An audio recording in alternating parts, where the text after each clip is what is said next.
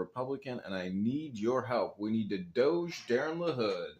This is your 21st Amendment. Section 1, the 18th article of amendment to the Constitution of the United States is hereby repealed.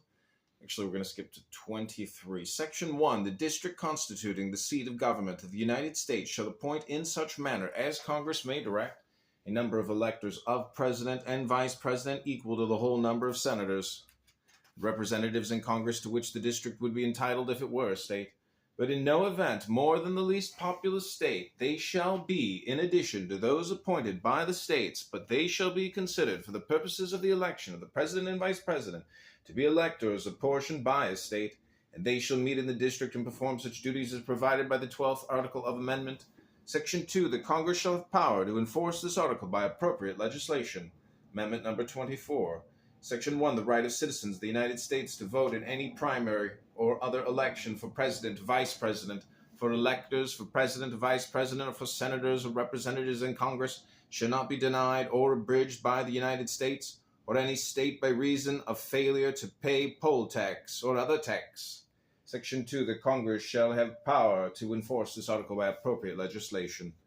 Amendment number 25, Section 1, in case of the removal of the President from office or of his death or resignation, the Vice President shall become President. Section 2, whenever there is a vacancy in the office of the Vice President, the President shall nominate a Vice President who shall take office upon confirmation by a majority vote of both houses of Congress. Section 3, whenever the President transmits to the President pro tempore of the Senate and the Speaker to the House of Representatives his written declaration that he is unable to discharge the powers and duties of his office, and until he transmits to them a written declaration to the contrary, such powers and duties shall be discharged by the Vice President as acting President.